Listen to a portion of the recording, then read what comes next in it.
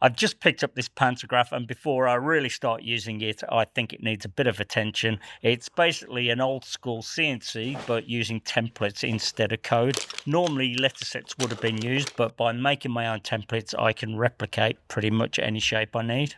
The machine works, but it's in pretty rough condition. The paint's falling off. There's a bit of surface rust on the tables and rails, and a few things aren't quite right. There's no switch on it at the moment. It directly runs when I plug it in. The cutter table's pretty marked up, and the stylus clamp is also broken. I'm not planning on a full restoration, more of a tidy up, fix a few issues and get it into a decent working order. Then I can actually start putting it to use. So let's get into it and see if we can make this 1957 Kuhlmann cool again. The first thing I'll do is remove the table, then I can look at resurfacing it. The rough marks don't just look bad, they make a pretty unreliable surface to clamp the workpiece to. If you tried to engrave on this, you'd end up with pretty inconsistent results, cutting deeper in some areas and shallower in others. It's been a while since I last restored a machine. It's always a fun project and pretty cool to get something that's in pretty rough shape and hopefully make it new again. Disassembling the table is pretty straightforward. I don't know exactly how to get it apart, but so far it's all revealing itself fairly obviously. It's like a puzzle. I just need to remember where everything goes when I come to put it back together. I'm not going to strip everything down on the pantograph, but the table really does need a good clean. Nothing is seized and everything moves, but it's all a bit sticky, so it'll be well worth sorting out. To resurface it, I've decided to give it a go on the milling machine. I was hoping to use my surface grinder, but it's only a small machine and it doesn't have the capacity. So instead, I'll try a fly cutter and see if we can get a decent finish with that. I have no idea how hard the table is, but the engraving bits have cut into it, so I thought the fly cutter may have a chance. It's not sounding great and the finish is terrible, so I've decided to give it a go on the surface grinder and do it in 2 halves.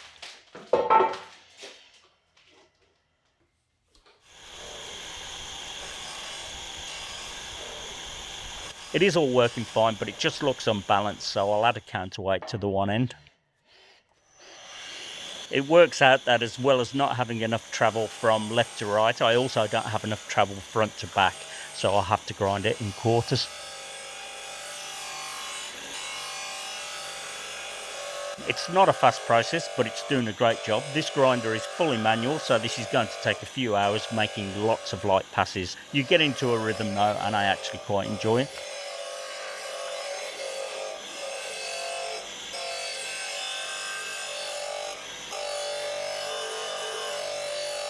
That's 1/4 done. I'll slide it along and do the next quarter. I've noted down the depth that I went to, so hopefully if I do the same here and my machine is accurate enough, then it should be fairly precise.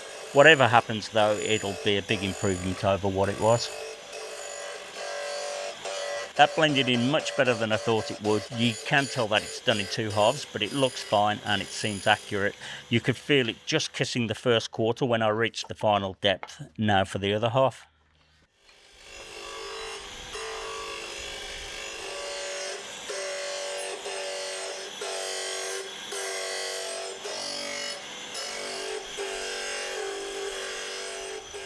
I'm pretty happy with that, and I'm sure it's not perfect if you got an indicator on it, but it's pretty good and way better than it was.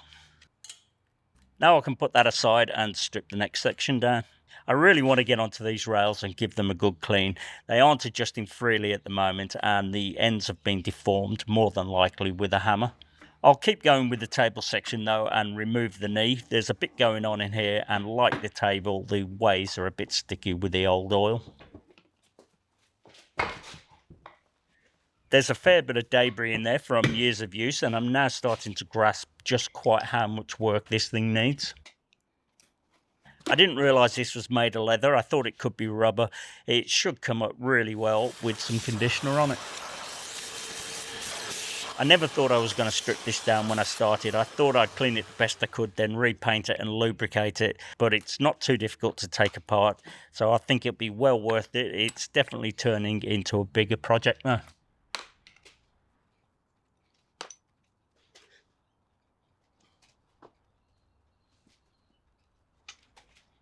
When I knocked out the first pins on the table, I thought they would have been tapered and I struggled to punch them from the back, but then I realised they're just dowel pins and they can be punched through from the front.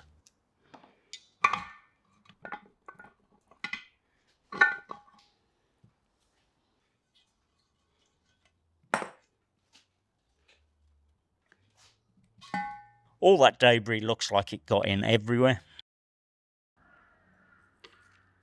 As I said, definitely worth stripping down. Next I'll start degreasing all of the parts with some water-based degreaser.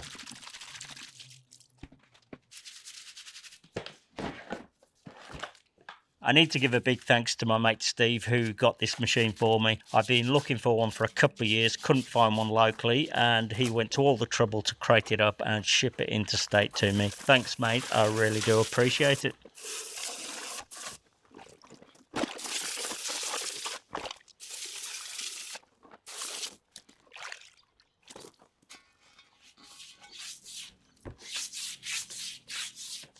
Now I'll move on to the upper section and start stripping that down.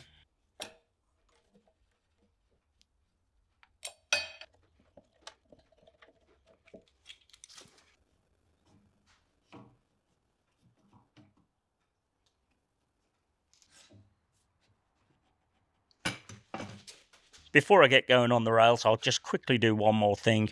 This is where I'm going to add a switch. I'll make a box for it, which I'll screw to this plate.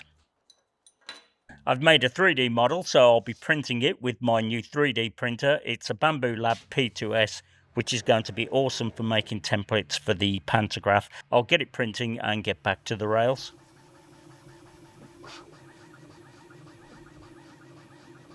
I've been looking forward to sorting the rails out. They're the heart of the machine, and while the joints all work perfectly, I really don't want to mess with them, so I'll just clean them up and deal with the deformed ends.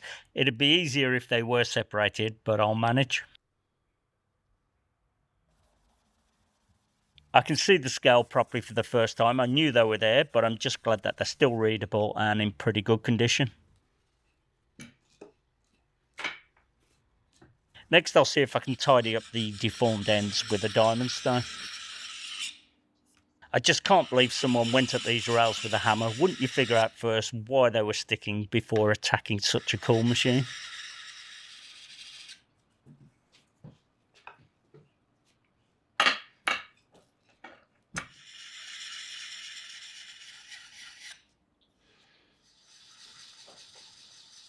They're looking much better, and I may as well clean the ends up too.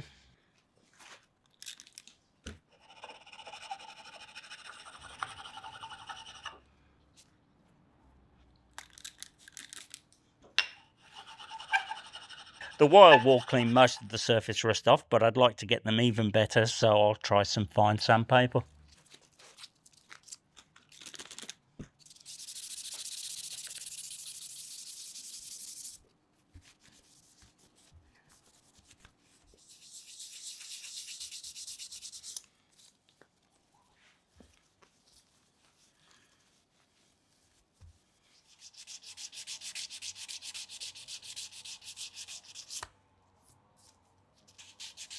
I'll spray some Bow-Shield T9 on them to stop them rusting. I reckon they'll look great and hopefully they'll glide better in the adjustment joints. Anyway, let's check on the 3D print. I've had the printer for a couple of weeks now and I like it much more than I ever thought I would. If I'm honest, I always thought they looked a bit gimmicky, but I was totally wrong. They really are amazing things and I've been having a great time with it. The switch box looks fantastic. I'll just remove the support and fit the switch. And by the way, I'll be painting it to match the pantograph.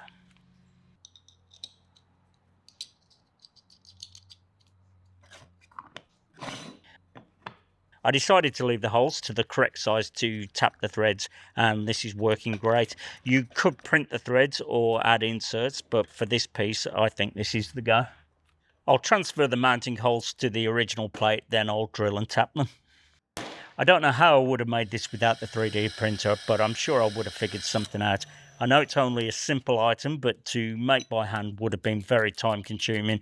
Don't get me wrong, I'm absolutely still all about making stuff by hand, but sometimes things like this just don't get done because of the time involved.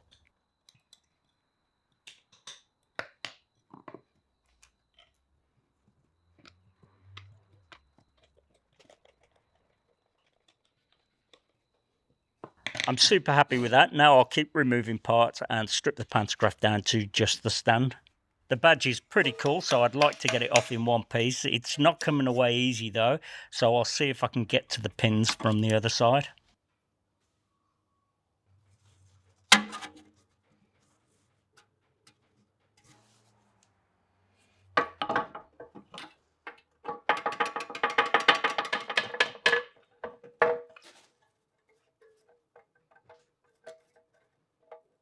The last pin was a bit difficult to get to, so I'll gently prise it off.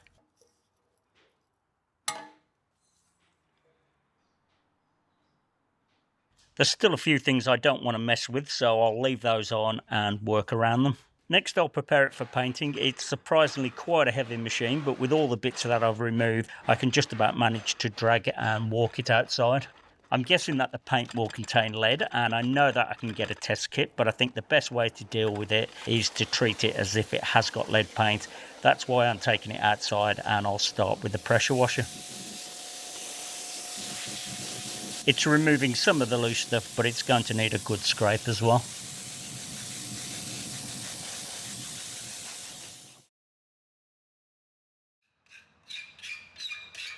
I'm wearing a good mask, and when I've finished I will blow the dust off with the leaf blower. It's actually the filler that's breaking up underneath the paint, and I'm very wary of that too, because who knows what bad things might be in that.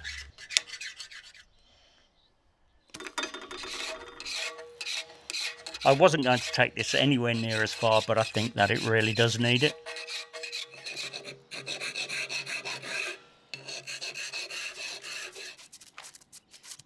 I don't want to fire dust all over me with the wire wheel, so that's why I'm spraying it down with water first.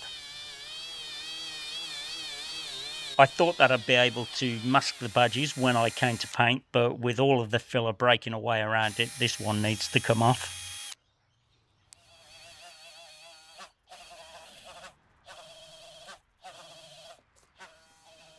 I think that's enough. Whatever's left on there seems intact and stable, so I'll get it back into the workshop, clean it down, mask it, and put some primer on.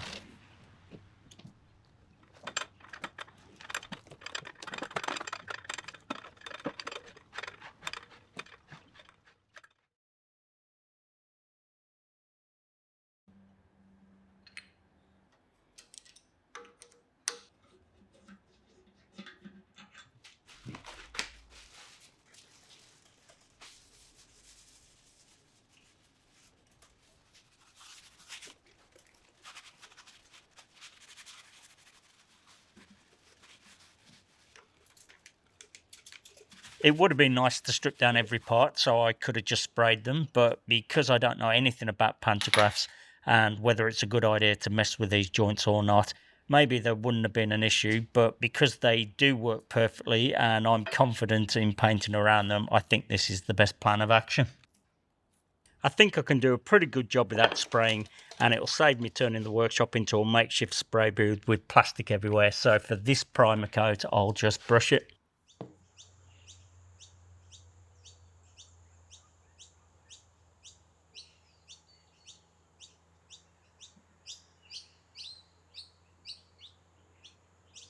The castings have a lot of texture, so you can see why there was so much filler on it. I think I'll also have to add some filler and build up the coats. For the filler, I'll use Builder's Bog. I won't skim the whole thing. I'll put some in the worst areas, sand it, paint it, and then add more where needed, and so on.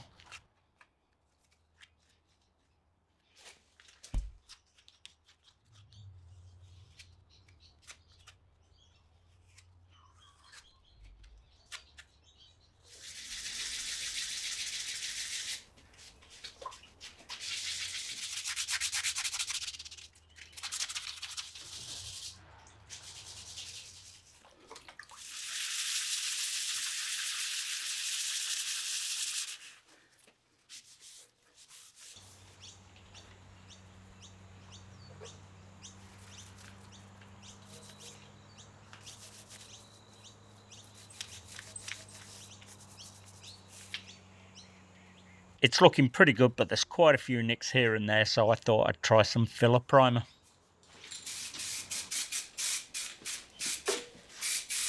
While that's drying, I'll finish cleaning and preparing all the other parts ready for paint.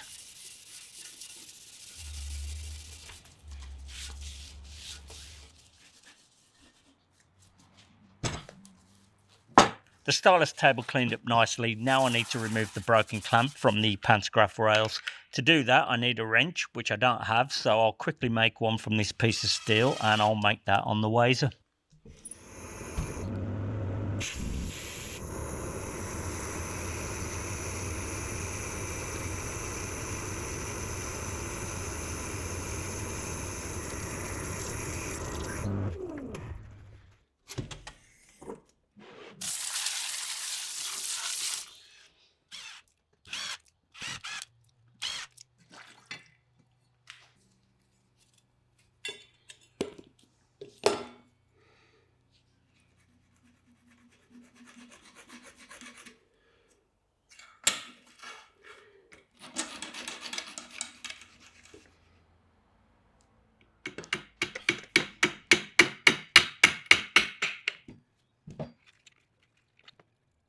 That was super tight, but the wrench worked great. I'll get back to the parts and clean up all of the surfaces that need paint. They're all ready to prime. I won't bother masking anything on these. I'll just cut them in with a brush, and when they're finished, I'll carefully clean up any stray bits of paint with thinners.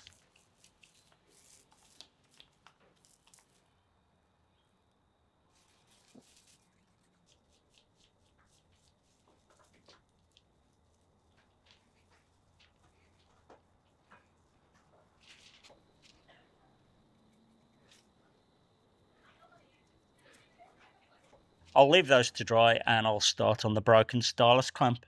I could have a go at brazing this back on, but I'm pretty sure it'd just break off again.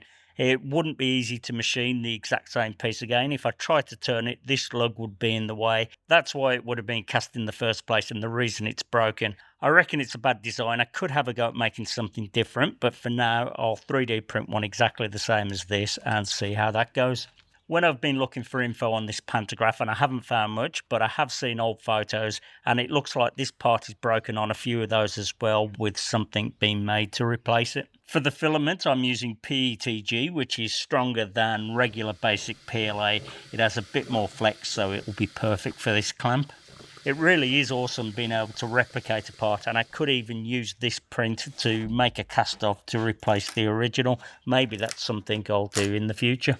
I should also mention just how easy the whole process is. The machine was super easy to set up and it just works straight up. Nothing difficult about it at all. It just basically works.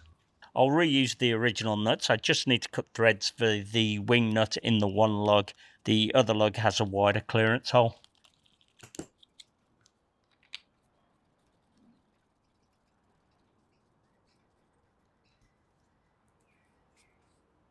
I'll get back to the switch box and sand it ready for paint, but first I'll drill a couple of holes in the back, and that's for cables to pass through. I'll spray it with the filler primer, and while that's drying I'll start cleaning up the handles and all the other bits and bobs.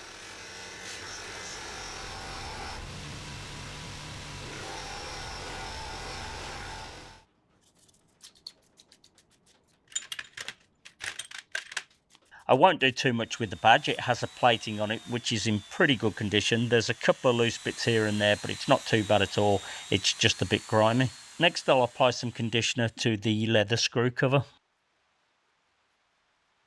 I left that to soak overnight, and although I don't show it, I did apply another coat. Here's the paint I'll use. It's a semi-gloss oil-based paint, and for the colour I've gone for what most Kuhlmann machines seem to be painted with. This machine was a lot darker and more green, but I think it's mostly aged like that, as some of the inside faces seem more like this colour. Maybe not quite as light, but definitely similar.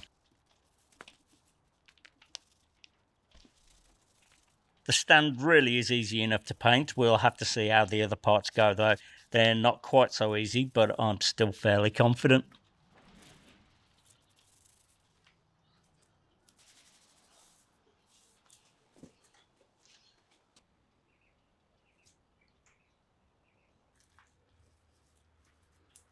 The spindle is another thing I decided to leave alone. I had a look at removing it, but I didn't get very far. It looks like it should slide out easy enough, but it doesn't. The handle on the side needs removing for one thing, and that isn't obvious. Again, I don't want to mess with something that I don't really understand. I suppose if I had to get it off, then I would figure it out.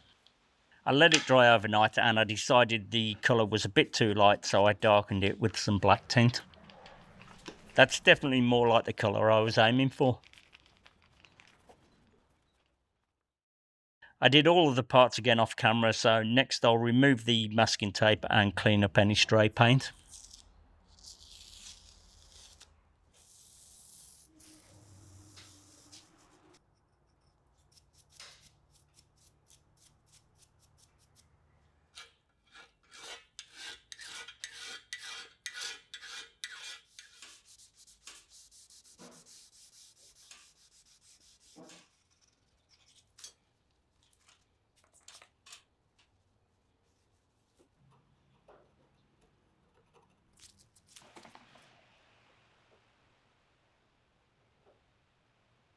The only thing I haven't cleaned are the bolts. I maybe should have used the ultrasonic cleaner, but doing each one by hand didn't take too long, and they're good enough.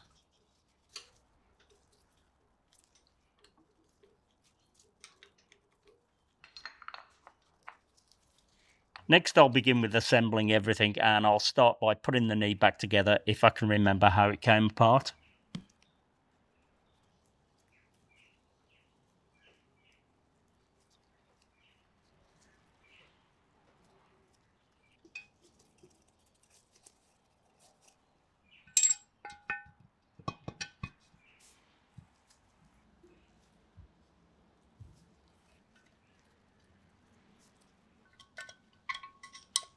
I just noticed that the oil feeder is clogged with paint. So far it seems fairly obvious where everything goes, which is a good thing because I felt like I'd kind of forgotten. Even though I wasn't going to go so in depth with this restoration, now I feel like it was absolutely worth it, especially when you think of all the crud that was stuck in every corner of this knee section. Now it should work like a dream.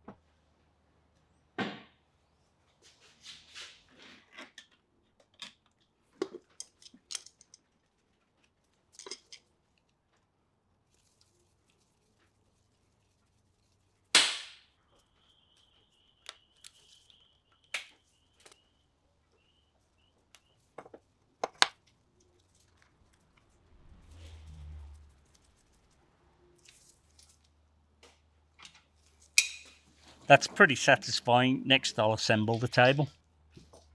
I'm actually having a great time. I wasn't worried about putting the machine back together, but I thought there may have been a hiccup or two along the way, but it's going very smoothly.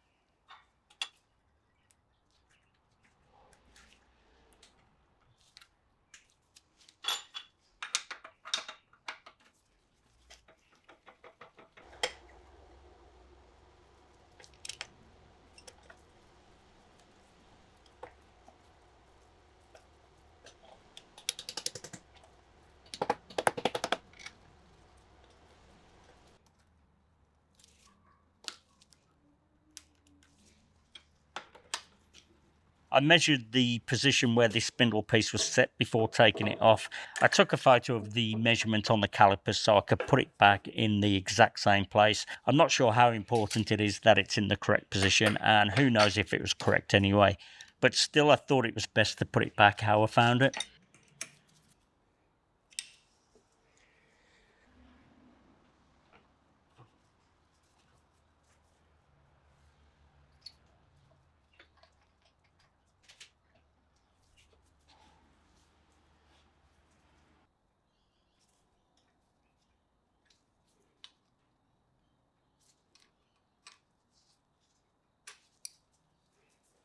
That glides beautifully. What a difference, and it's going to be so much easier to set. For some reason, this handle is too short, so I cut a piece of brass to make up for it.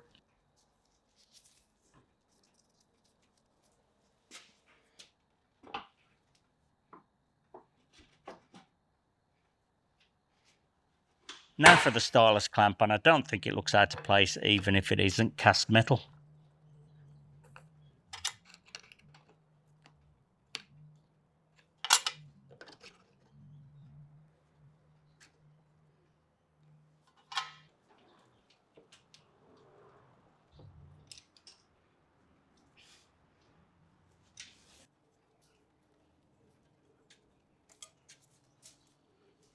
Even though I think the switch box looks great, I've decided it sticks out too far. That was to accommodate the switch, so I'm going to remove the plate and make a new switch cover to screw on directly. I'm printing it in black this time as I'm not going to paint it. I reckon it should look great as it is. There's not much left to do, just a few pieces in the badges. Then I'm going to make another badge for the machine using the pantograph itself.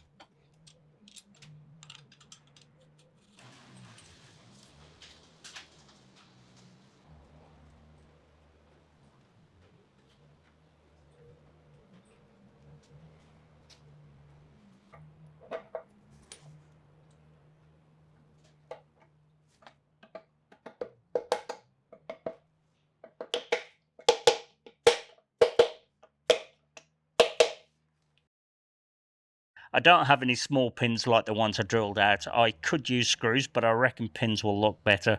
They're not easy to get hold of, so I'll try and make some from these brazing rods.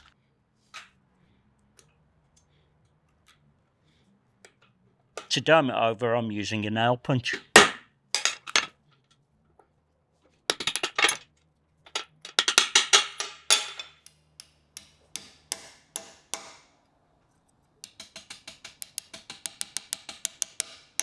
This bumper strip needs replacing. It got a bit brittle and broke away.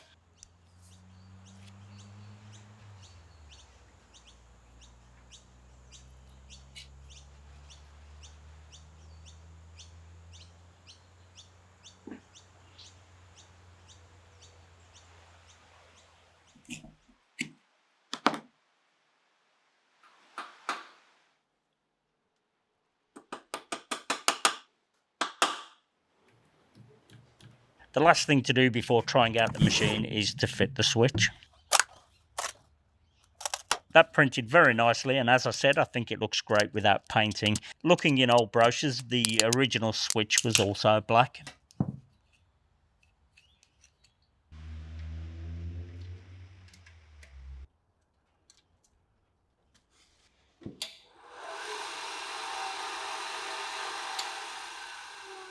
I'm not sure what all the holes on this panel were for, but that's why I'm going to make a badge to cover them up, but mainly just an excuse to try out the pantograph. I've printed a template for the badge, and this was the main reason for getting the printer in the first place, just for making pantograph templates. But I've already found so many other things to print. I've made these awesome blast gates for the dust collection, T-slot covers for the milling machine, tool holders, and these radius gauges are going to be super useful, and all of these were easy to find on Bamboo Labs Maker World. Anyway, let's have a go at engraving the badge. I'll start with a pointy engraving cutter to mark out and get into all the detail areas, but then I'll switch to an end mill to carve away the background and reveal the letters.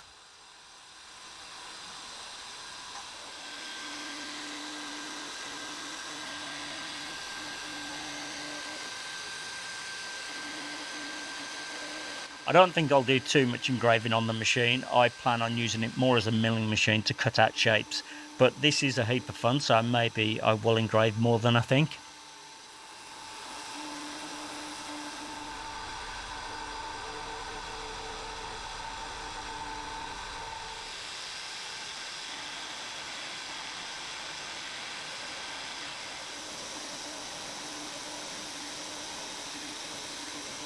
It's almost like watching a CNC, but it isn't. It's completely manual and surprisingly tactile. You can actually feel the cutter through the stylus. That looks amazing as it is, and maybe I should stop there, but I planned on removing the background, so we'll stick with that. I'll put a tiny 1mm end mill in first and go around all of the outlines again to get the detail, and then I'll swap it for a larger end mill.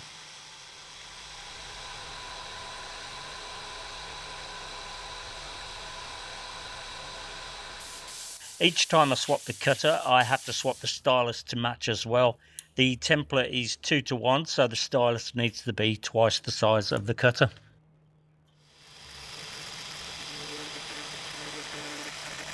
I finished the background with the 6mm end mill and then swapped it for a 2mm to cut around the outside.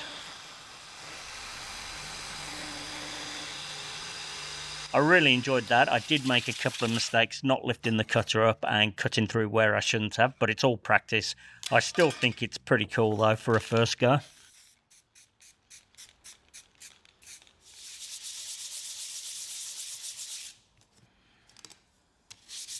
It's not bad at all, but there is a problem. It's a touch too big. I thought that I'd set the ratio wrong on the rails, but that's not the case. The template is exactly 2:1. I just got it wrong in design. To fix it, I'll quickly make a smaller one, but this time I will do it on the laser. I'll put this one on the wall though. It'll be a memento of the first thing that I made on the pantograph. I will do one last thing on the pantograph. I'll engrave the machine number onto the badge.